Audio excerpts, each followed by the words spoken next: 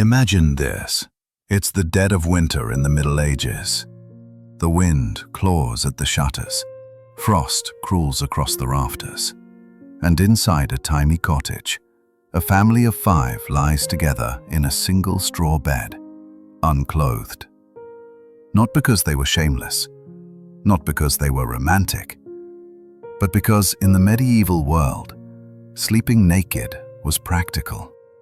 In a time before privacy, before plumbing, before heating, your body was your last defense against the cold, and sometimes the only thing that kept you alive. Picture yourself stepping into a peasant's home around the year 1300. The air smells of smoke and damp hay. The floor is hard-packed earth. A single fire crackles in the hearth, more smoke than flame. There are no windows to open, only wooden slats that leak wind and gossip. If you're lucky, there's a roof of thatch. If you're not, it drips. This is where entire families slept, sometimes parents, children, and even servants, in a single bed or heap of straw, called a bedstead. And when the sun went down, there were no blankets like ours, no soft quilts, no heating stones waiting to be reheated. There was just the dark and the cold. So they stripped down, not because it was comfortable, but because clothing held moisture, and moisture in a medieval winter could mean death. Wool and linen didn't breathe the way modern fabrics do. They trapped sweat, dirt, and lice. Sleeping in your clothes meant waking up clammy and stiff, or worse, with fleas crawling in your seams. For peasants, nakedness was cleaner than cloth. But there was something else too, something much deeper than hygiene. Imagine lying in a small, dark cottage in January. The fire has long gone out. The air feels like knives. Your breath hangs white in front of your face. What do? You find warmth wherever you can, and that usually meant other people. It's easy to forget, but for most of medieval history, beds were shared spaces. Husbands and wives, siblings, travelers, even complete strangers, all might sleep side by side. The phrase "sleep tight" comes from this era, when rope-slung bedframes had to be tightened before sleeping. And the word bedfellow? That wasn't a metaphor. It was reality. In those cramped cottages, people pressed close together under one rough wool blanket. Body heat was life. Clothes got in the way. Nakedness became not intimacy, but insulation, a shared human furnace in a world that had no central heating and very little mercy. But this strange nightly ritual wasn't just about warmth. It carried beliefs, superstitions, and rules. The invisible code of sleep in the Middle Ages. And some of those rules were surprisingly strict. In medieval times, the church had an opinion on everything, and that included how you slept. Priests warned that the bed was both sacred and dangerous, a place where sin could find you in your dreams. Modesty was preached in daylight, but practicality ruled at night. Even devout peasants often slept nude out of necessity. And while the clergy condemned immodest slumber, they also knew that telling a peasant to freeze was bad for tithes. So, unofficially, it was tolerated. So long as it wasn't temptation. Couples were often ordered to abstain from sex on holy days, during Lent, Advent, or even Sundays. That could mean over 200 days a year. Sleeping naked beside your spouse, while forbidden to touch them, was a strange exercise in restraint. Or, as one monk wrote, a test of moral endurance. But if sin was one concern, pests were another. Lice, fleas, and bedbugs thrived in the warmth of fabric. Naked sleep made it easier to shake them off, wash yourself, and keep your one set of clothes clean for the next day. You see, most peasants owned just one outfit, maybe two if they were lucky. They worked, ate, and prayed in the same garments. Night was the only time those clothes could hang near the fire to dry. So the body became the bedclothes. And the body's warmth, a kind of sacred flame, had to last until dawn. Still, this nightly routine had one more layer to it, one that might surprise you. In medieval England, France, and much of Europe, sharing a bed wasn't intimate. It was ordinary. Beds were rare and expensive, often the single most valuable item in a home, so they were communal. You might find parents sleeping beside their children, a servant at their feet, and maybe a guest wedged somewhere in between. In inns and taverns, strangers were routinely paired together, sometimes as many as 3 or 4 per bed. Travelers' diaries from the 14th century describe this awkward custom in both horror and humor. One English merchant wrote, "I slept with a farmer and his wife. She snored as though God were calling thunder, and he talked in his sleep to angels." To a modern audience, this seems absurd, even invasive.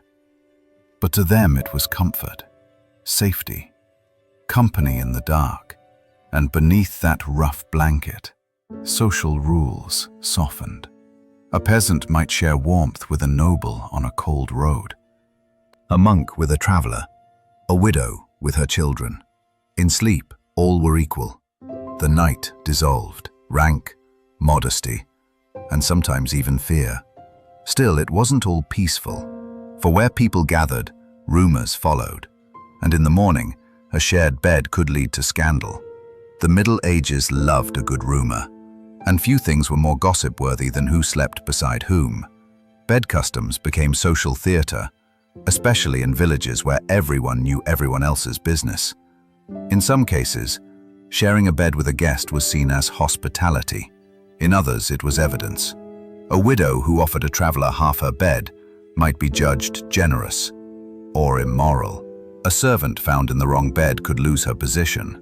A man who slept alone too often might be accused of pride or witchcraft. Yes, witchcraft. Loners in medieval villages were distrusted. Sleeping apart was seen as unnatural, a rejection of community. To sleep naked, alone, and in silence was to step outside the rhythm of the living. So, for all its oddity, naked communal sleep actually reinforced social bonds. It was how people survived, physically and socially. But while peasants slept close, nobles did not. Upstairs, in drafty stone manors, the wealthy had a different relationship with the dark. In castles and great houses, sleep was a performance. Nobles slept in bedchambers curtained with velvet and wool, but privacy was still rare. Servants often slept at the foot of the bed, or on benches along the wall, always ready to tend to their lords. The air was cold even there, but wealth provided layers, linen sheets, feather mattresses, fur covers. And yet, despite the luxury, sleeping naked persisted, even among the elite. Why? Because linen sheets were expensive and meant to be washed against the skin. Sleeping in clothing would soil them faster. Nakedness, paradoxically, was a mark of refinement. It showed that you had clean sheets, servants to wash them, and the confidence of status. So while peasants shed their clothes to survive, nobles shed theirs to show sophistication. In both worlds, the result was the same: bare skin under rough blankets, surrounded by others, human warmth in a cold, uncertain world. But beneath these habits lay something even stranger: the way people thought about night itself. Most medieval people didn't sleep like we do. They practiced what historians call segmented sleep. Imagine this. You fall asleep at dusk, wake in the middle of the night for an hour or two, then go back to bed until dawn. During that waking period, the watch, people prayed, tended fires, talked quietly, or even visited neighbors. Some believed that dreams came from God during this first sleep, messages that needed contemplation before the second. And in that liminal, half-awake time, the world felt different. The darkness was alive with superstition, spirits, saints, omens. To sleep naked in such a world wasn't just physical, it was symbolic. You entered the night vulnerable, stripped of protection, trusting that warmth, faith, and habit would see you safely to morning. It was a ritual of surrender, both to the body and to belief. But as centuries passed, something changed. By the late 16th and 17th centuries, the world was warming, not just in temperature, but in culture. The Renaissance brought new ideas of individuality, privacy, and shame.